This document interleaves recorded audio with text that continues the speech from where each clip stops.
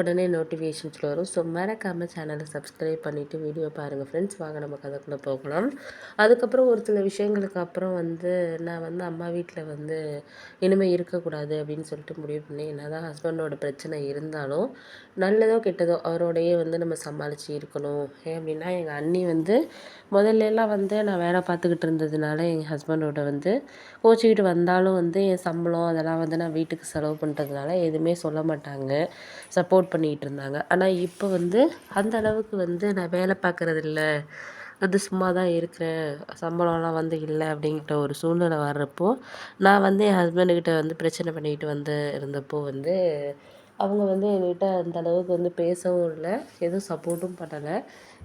என்னை ஒரு மாதிரி அவாய்ட் பண்ணுற மாதிரியே இது பண்ணாங்க. அதுலேயே எனக்கு தெரிஞ்சிருச்சு, சரி ஓகே இவங்க நம்மள இந்த பணத்துக்காக தான் இத்தனை நாளாக சப்போர்ட் பண்ணிக்கிட்டு இருந்திருக்காங்க அப்படிங்கிறது மாதிரி தெரிஞ்சிருந்துச்சு. அதை விட எங்கள் அண்ணன்கிட்டேயும் உங்கள் தங்கச்சிக்கு ஒரு வேலையே இல்லை, எப்போ பார்த்தாலும் மாதத்துக்கு ஒரு தடவை உட்காந்துக்குது அப்படி இப்படின்னு சொல்லிட்டு நான் நிற்கிறது தெரியாமையே பேசிகிட்டு இருந்தாங்க. அதெல்லாம் எனக்கு பார்த்ததுக்கு அப்புறம் சரி எங்கள் அம்மா சொன்னது தான் கரெக்டு. எங்கள் அம்மா மட்டும் சொல்லுவாங்க, நீ மற்றவங்க பேச்சை கேட்டுட்டு இது பண்ணாத, அவங்களாம் அவங்க புருஷனோட சந்தோஷமாக தான் இருக்காங்க, நீ தான் தேவையில்லாமல் மாப்பிள்ளையோட இது பண்ணிக்கிட்டு நீங்கள் இருக்கிற அப்படிம்பாங்க. ஆனால் நான் என் அண்ணனும் சரி எங்கள் அண்ணியும் சரி சரி சப்போர்ட் பண்ணுறாங்க அப்படின்னு சொல்லிட்டு தான் நான் அதிகமாக அவர்கிட்ட பிரச்சனை பண்ணிக்கிட்டு ஏதாச்சும் சாதாரண விஷயத்துக்கு ஏதாச்சும் ஒன்று சொன்னால் கூட கோச்சிட்டு வந்துடுறது, அந்த மாதிரி பண்ணிக்கிட்டு இருந்தேன். அப்புறம் தான் எனக்கு ஒரு நிலைமையில் புரிய ஆரம்பிச்சிச்சு. அதாவது எனக்கு இதை பற்றி புரியறதுக்கே ஒரு 1.5 வருஷம் கிட்ட ஆயிடுச்சு. இடையிலேயே நிறைய விஷயங்கள் போகிறது வர்றது இப்படியே தான் இருந்துகிட்டு இருந்தேன். அதுக்கப்புறம் தான் நான் உணர்ந்தேனே, எவ்வளோதோ நல்லதோ கெட்டதோ இருந்தாலும் நம்ம ஹஸ்பண்டுக்கு சப்போர்ட்டிவாக அவரோட கஷ்டத்தில் நம்ம இது பண்ணிட்டு அவரை நம்ம இது பண்ணிகிட்டு இருந்தாலே போதும், நம்மளுக்கு ஹாப்பியான ஒரு லைஃப்பை மாற்றிக்க முடியும். இவங்களுக்கு முன்னாடினாச்சும் நம்ம வாழ்ந்து காமிக்கணும் அப்படிங்கிற மாதிரியான ஒரு சில விஷயங்கள் தான் எனக்கு போணுச்சு. அதுக்கப்புறம் நானாகவே கிளம்பி போயிட்டேன். அண்ணிக்கிட்ட அண்ணன்ட்ட யார்கிட்டையுமே எந்த விஷயமே சொல்லிக்கல. நான் அம்மாட்ட மட்டும் சொல்லிவிட்டு நான் கிளம்புறேம்மா அப்படின்னு சொல்லிவிட்டு நான் வந்துட்டேன். அதுக்கப்புறம் அவர்கிட்ட சாரி கேட்டேன். நான் இனிமேல் இது மாதிரி தேவையில்லாமல் விஷயங்களை நான் கோச்சிக்கிட்டு போக மாட்டேங்க அப்படின்னு சொல்லிட்டு கேட்டேன். அப்புறம் அவருமே புரிஞ்சுக்கிட்டாரு. ஏன்னா எனக்கு ஒரு சில பேர் சொல்லிக் கொடுக்கறதுனால தான் நான் இந்த மாதிரி பேசுகிறேன்னு அவருமே எனக்கு புரிஞ்சுக்கிட்டாரு. இப்போனாச்சும் நீ ஓரளவு புரிஞ்சுக்கிட்டு நம்ம லைஃப்பை நம்ம பார்க்கலாம் அப்படிங்கிற மாதிரி அவர் சொன்னார். அதுக்கப்புறம் நான் சொன்னேன், நானும் ஜாப்க்கு போக ஆரம்பிக்கிறேங்க அப்படின்னோடனே, இல்லை கொஞ்ச நாள் போகட்டும், நமக்கு ஒரு குழந்த ஆனதுக்கப்புறம் அதுக்கப்புறம் நம்ம பார்த்துக்கலாம், இப்போதைக்கு என் சேலரியை அதை வச்சு நான் பார்த்துக்குவேன்.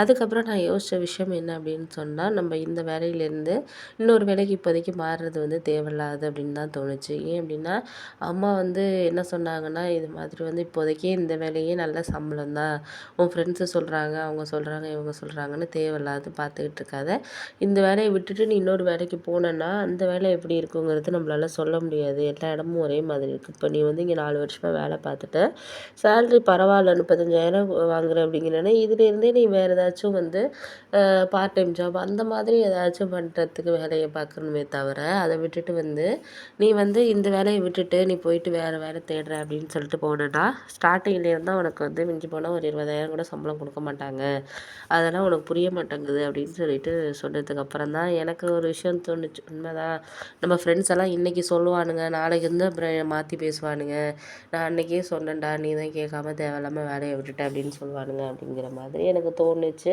அதுக்கப்புறம் என்னோடய மாமா பையன் அவர் ஊருக்கு போயிருந்தேன். அப்போ அவர் சொன்னார் என்கிட்ட, உனக்கே தெரியும்ல ராஜு, நான் ஒரு கம்பெனியில் வேலை பார்த்துக்கிட்டு இருந்தேன், இது மாதிரி தான் வீட்டில் என் ஒய்ஃபு அவங்களாம் சொன்னாங்க அப்படின்னு சொல்லிட்டு நான் வேலையை விட்டுட்டேன். அதுக்கப்புறம் ஒரு வேலை கிடைக்கவே எனக்கு கிட்டத்தட்ட 1.5 வருஷம் ஆயிடுச்சு.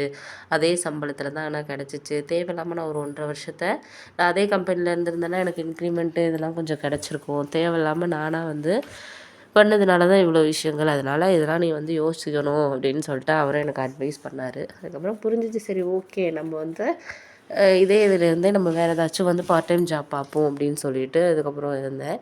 அப்போ தான் எங்கள் அண்ணன் சொன்னார், இது மாதிரி வீட்ல வந்து என்னோட ஃப்ரெண்டு வந்து ஈவினிங்க்கு மேல வந்து ஒரு காஃபி ஷாப் வந்து ஸ்நாக்ஸு இந்த மாரி மட்டும் சேல் பண்ற மாரி ஆரம்பிக்கலான்னு சொல்றான்டா. நீ வேணா வந்து கூட அவனோட ஜாயின் பண்ணிக்கலாம்.